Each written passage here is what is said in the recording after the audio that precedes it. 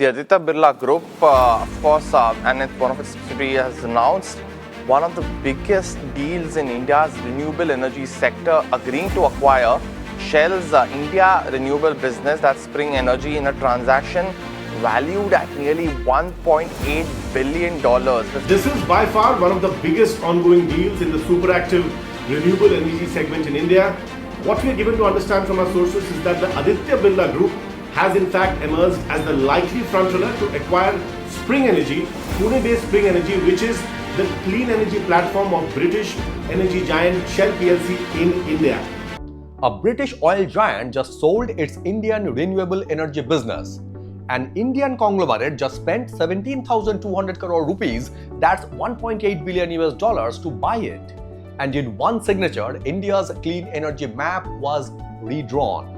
This isn't just an acquisition, this is a signal about who controls India's energy future and why global oil majors are quietly stepping back from the businesses they once called the future. Let's break it down. Hi, this is Indranil and welcome to the Spotlight Beyond Profession, where you go beyond headlines, beyond borders and beyond the press releases to decode what global capital, policy and power actually mean for you.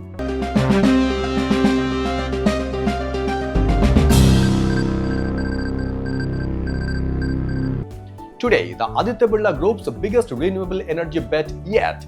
Here's exactly what happened. Aditya Birla Renewables, a subsidiary of listed giant Grasim Industries, has acquired Solenergi Power, the Mauritius-based holding company of Sprng Energy, in a deal worth rupees 17,200 crore or roughly $1.8 billion US.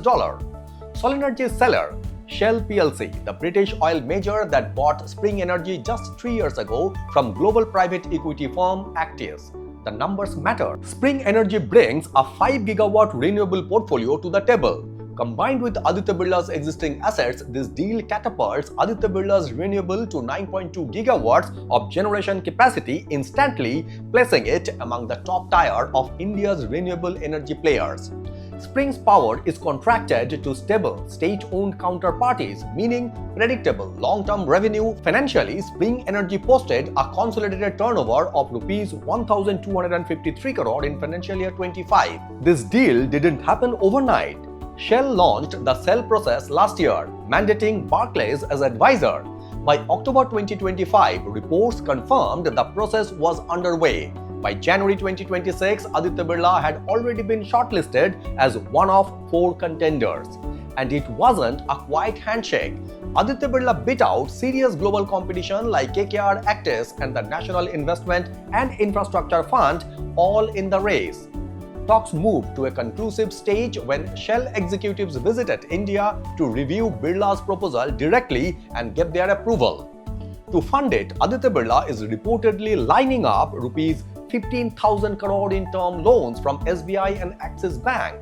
The deal still needs a green light from the Competition Commission of India and the Central Transmission Utility of India and is expected to close by the end of this calendar year.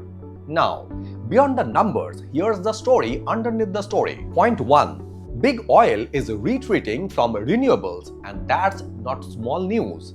Shell don't sell Sprng Energy because renewables failed. Reporting suggests Shell's own shareholders pushed the company to refocus on its core oil and gas exploration business. Translate that. Global energy majors are under investors' pressure to prioritize near-term hydrocarbon return over long-horizon green bets. That's a meaningful shift in how global capital is pricing the energy transition right now, and it's a trend worth watching well beyond India. Point 2. Indian conglomerates are stepping into that vacuum with scale, not slogans. This is Aditya Birla Group's biggest single move yet in green energy, and it fits a pattern. Kumar Mangala Birla framed it as strengthening India's energy future and industrial competitiveness, not as an ESG marketing exercise. Aryaman Bikram Birla called it a step towards building a top-tier national renewable platform, merging Sprng's utility-scale assets with Birla's existing commercial and industrial business, which already powers group companies like Grasim, Hindalco, Ultratech and Century Enka, plus state utilities in Gujarat, Karnataka, Maharashtra and Odisha. That's the real ESG story here.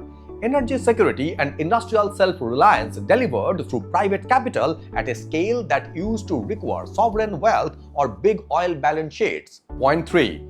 Governance and financing discipline will decide if this bet pays off. A Rs 15,000 crore debt-funded acquisition is a leverage story as much as a green energy story.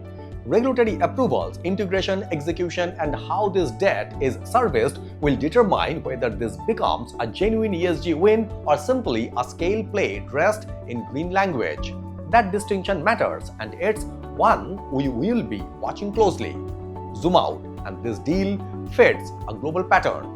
Western oil majors are recalibrating their green energy exposure under shareholder pressure. Emerging market conglomerates in India, in the Gulf, across Asia are the ones absorbing these assets, often at record scale. Capital for the energy transition isn't disappearing, it's simply changing hands, moving from legacy oil balance sheets to domestic industrial giants with long investment horizons. For India specifically, this deal is a marker. The country's renewable ambitions are no longer dependent on foreign majors staying committed. Homegrown capital at billion-dollar scale is now capable of driving the transition itself. That's a governance and sovereignty story as much as it is an energy story. But it's not the whole story, because every time a foreign owner exits and a domestic buyer steps in, there is a second, quieter narrative running underneath it. Let's go there next. But zoom out one more level, because there's a harder question sitting underneath this deal. Strip away the Indian capital comes of age narrative for a second and look at what actually happened. A foreign investor exited India. Shell, a global strategic investor with deep balance sheets and decade-long horizons, chose to pull its capital out of Indian renewables and redeploy it elsewhere. And this isn't an isolated data point.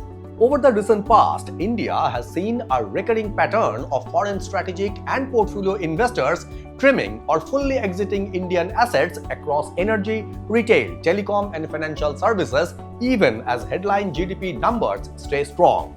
Here's why that matters and why it deserves a neutral, hard look, not just a celebratory one.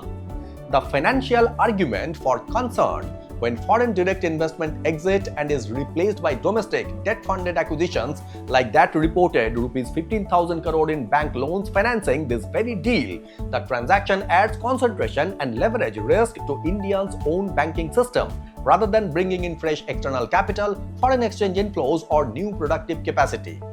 Critics of this pattern argue that when growth is increasingly funded by domestic leverage rather than new FDI, the quality of GDP growth changes. It reflects asset consolidation and ownership transfer, not necessarily new value creation, new jobs, or new exports capacity. That distinction between growth from expansion versus growth from ownership reshuffling is one economists watch closely when assessing the durability of a country's growth story. Fewer fresh FDI inflows can also mean less pressure supporting the rupee, since FDI is typically considered more stable, long-term capital compared to portfolio flows that can reverse quickly. The geopolitical arguments for concern, a sustained trend of foreign capital preferring to exit rather than double down, can also be read as a signal about global investor confidence in regulatory predictability, ease of doing business, or long-term policy stability. If that signal compounds across sectors, it could narrow India's access to foreign technology transfer, global best practices, and diversified capital pool that typically comes bundled with FDI. Leverage India may want to retain as it competes with other emerging markets like Vietnam, Indonesia, and the Gulf states for the same global capital. There's also a strategic dimension. Who owns critical energy infrastructure, even when the buyer is domestic, matters for how India positions itself in global energy diplomacy and supply chain negotiations. The counter argument, and it's a strong one, others would push back hard on that framing. They would argue this deal is proof of that opposite, that India's domestic private sector has matured enough to absorb billion-dollar strategic assets without needing foreign capital at all, a sign of genuine economic self-reliance, not weakness. Shell's exit, in this view, is a company-specific portfolio decision driven by its own shareholders wanting sharper focus on oil and gas, not a verdict of India's investment climate. And Indian conglomerates raising large domestic debt to fund expansion is exactly how mature economies like the US, Japan, and South Korea built their industrial giants through recycled domestic capital, not permanent dependence on foreign ownership. In this reading, a deep enough domestic capital market that can absorb a $1.8 billion exit without disruption is itself a sign of financial system maturity, not fragility. The honest answer probably sits between both arguments, and that's exactly the debate worth having, not resolving in a thumbnail.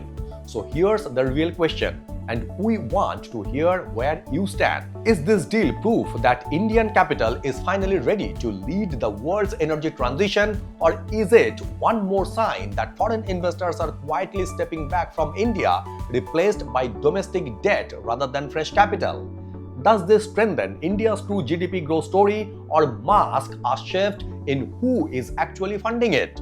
Drop your take in the comments. Follow the Spotlight Beyond Profession for the stories that connect policy, capital, and power without the noise. This is the Spotlight Beyond Profession, beyond headlines, beyond borders. Thank you very much for watching and signing it off.